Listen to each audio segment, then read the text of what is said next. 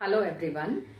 आज मैं आपके समक्ष कार्यालयी लेखन और प्रक्रिया लेकर उपस्थित हुई हूं।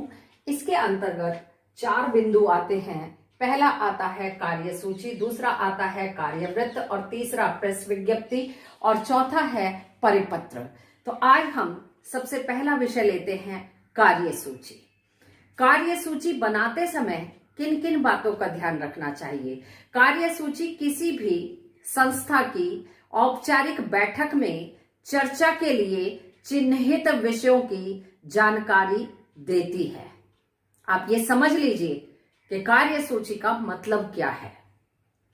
दूसरा मुख्य पॉइंट है, बैठक में सम्मिलित सभी सदस्यों को कार्य सूची पहले ही भेज दी जाती है ताकि सभी को निर्धारित विषयों पर गहनता से विचार करने हेतु पर्याप्त अवसर मिल सके। ऐसा ना हो कि बैठक शुरू हो जाए और बाद में कोई आकर कहे मुझे तो पता ही नहीं था कि बैठक का एजेंडा क्या था, आज हम किस विषय पर चर्चा करने वाले थे, या पहली बैठक मैंने अटेंड नहीं की थी। तो इसीलिए पूर्व जानकारी उनको दी जाती है। इसके लिए पर्याप्त है इतना ही बताना। और मैं एक उदाहरण के द्वारा एक कार्य सूची आपको बनाकर स्पष्ट कर देती हूं कि कार्य सूची किस तरह से तैयार की जाती है। उदाहरण, कार्य सूची बनाने के लिए सबसे पहले हमें एक बॉक्स बनाने की आवश्यकता होती है कॉपी में, और उसमें मैंने जो उदाहरण दिया है, ये दिया है भारतीय कला एवं संस्कृति संस्थान की बैठक की कार्य सूची। इसमें मुख्य पॉइंट है बैठक की तिथि और समय। मैंने आगामी 20 फरवरी 2021 प्रातः 10 बजे का समय रखा है और मीटिंग का समय है, मीटिंग का स्थान भारतीय कला एवं संस्कृति संस्थान।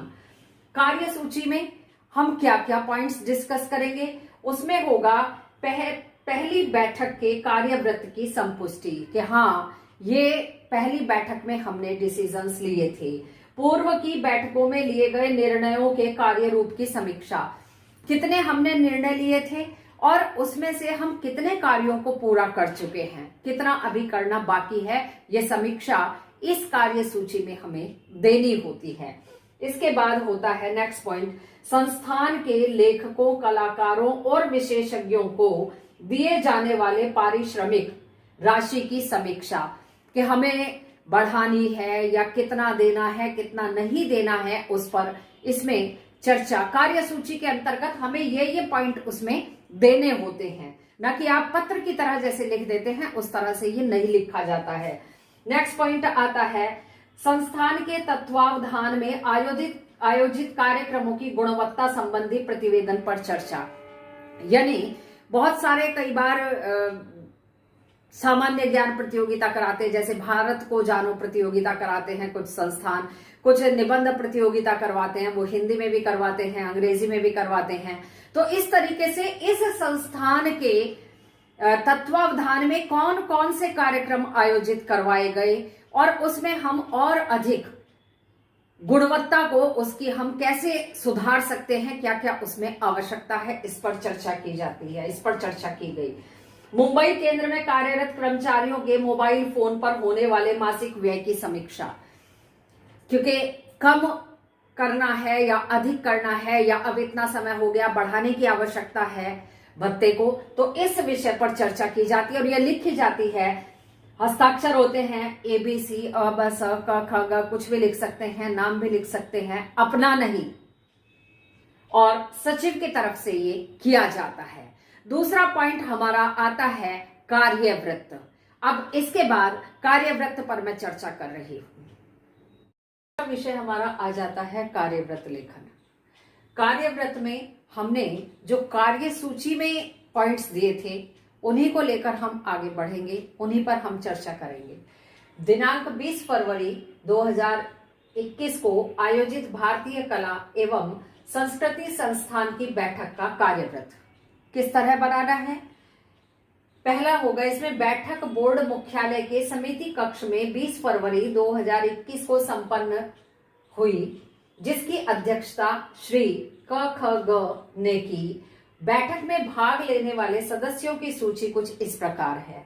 पहले नंबर पर आ जाते हैं मुख्य कार्यकारी। मैंने नाम किसी का नहीं दिया है यहाँ, आप जब बनाएंगे, क्योंकि ये ओरिजिनल तो है नहीं, मैं तो केवल उदाहरण आपके सामने प्रस्तुत कर रही हूं। दूसरा वित्त, तीसरा कार्मिक, चौथा योजना और विकास, पांचवा महानिदेशक अखिल भारतीय साहित्य एवं संस्कृति संस्थान, और उसके बाद 3 सदस्य हैं। कार्यवाही के आरंभ में अध्यक्ष ने बढ़ते हुए प्रदूषण पर चिंता व्यक्त की और हम सबको अपना सहयोग देने के लिए आग्रह किया। इस विषय पर उन्होंने चर्चा की। इसके बाद आ जाता है कुछ सामान्य चर्चा करने के बाद बैठक की कार्यसूची में जो पहले हमारे पॉइंट्स हैं, मैं फिर से एक बार आपके समक्ष रख देती हूं, उन्हीं पर चर्चा की जाती है। नेक्स्ट पॉइंट आता है, बैठक की कार्यसूची में वर्णित विषयों पर विमर्श किया गया और जिसका विवरण कुछ निम्न प्रकार है। पहला पॉइंट है पिछली बैठक के कार्यवृत्त की संपुष्टि। इसमें क्या किया गया, इस पर क्या चर्चा हुई? इस कार्यवृत्त की संपुष्टि कर दी गई है, यानी निर्णय ले लिया गया कि ये मान्य है। निर्णयों के अनुपालन पर प्रतिवेदन अगली बैठक में प्रस्तुत किया जाएगा। आउटपुट क्या है वो अगली बैठक में हम प्रस्तुत करेंगे। दूसरा है पूर्व की बैठकों में लिए गए निर्णयों के कार्य रूप की समीक्षा। अधिकतर निर्णयों को कार्य रूप दे दिया गया है, यानी जितना कार्य किया जाना चाहिए था वो पूर्ण किया जा चुका है। जिन निर्णयों को कार्य रूप देना बाकी है, शेष है, उन्हें अगली बैठक से पहले कार्यान्वित कर लिया जाएगा। इस बात का इस बैठक में संकल्प लिया गया। नेक्स्ट पॉइंट, संस्थानों के लेखकों, कलाकारों और विशेषज्ञों को दिए जाने वाले पारिश्रमिक की समीक्षा। बैठक में उपस्थित विशेषज्ञों ने ये माना है कि मौजूदा पारिश्रमिक बहुत कम है, अतः पारिश्रमिक की दरों में वृद्धि बहुत आवश्यक है। इस मसले पर एक स्वतंत्र समिति गठित कर दी गई है, बना दी गई है। उसे तत्काल उचित दर निर्धारित कर देने हेतु निर्देश दे दिए गए हैं।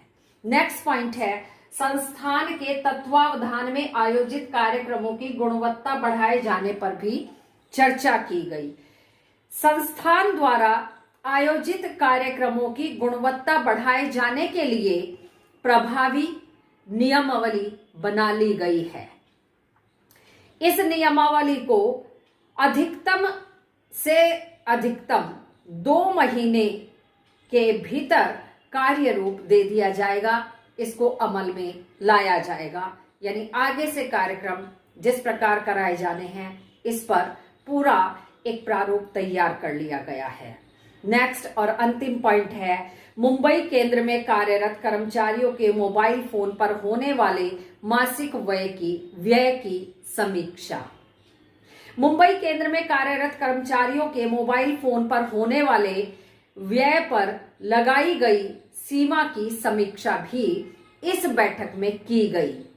समिति ने संबंधित प्रस्ताव को अपनी स्वीकृति प्रदान कर दी है और साथ ही बैठक में यह भी निर्णय लिया गया कि बोर्ड की अगली बैठक 14 और 15 मई 2021 को अबस शहर में आयोजित की जाएगी। आज के अंक में यहीं तक। अगले अंक में मैं आपके समक्ष परिपत्र लेकर उपस्थित होंगी। प्रेस विज्ञप्ति भी है और परिपत्र भी है। 2 पॉइंट आपको और बता देना चाहती हूं। कार्यवृत्त से संबंधित 2 बातें हैं जो आपको बनाते समय ध्यान रखनी चाहिए। कार्य सूची में सम्मिलित कार्यों पर हुए निर्णयों का संक्षिप्त विवरण कार्यवृत्त में लिखा जाता है, जैसा मैंने आपको लिखकर ये स्पष्ट किया है। वही 4-5 पॉइंट हैं इसमें भी। और दूसरा है इसमें उपस्थित पदाधिकारियों के नाम उनके पद के अनुक्रम के अनुसार। ऐसा नहीं कि हम अध्यक्ष को सबसे लास्ट में लिखें, नहीं, जो उनका क्रम होता है उसी क्रम के अनुसार लिखे जाने चाहिए, इसमें लिखा जाता है। इस अंक में यहीं तक, अगले अंक में परिपत्र लेकर आपके समक्ष आऊंगी। धन्यवाद।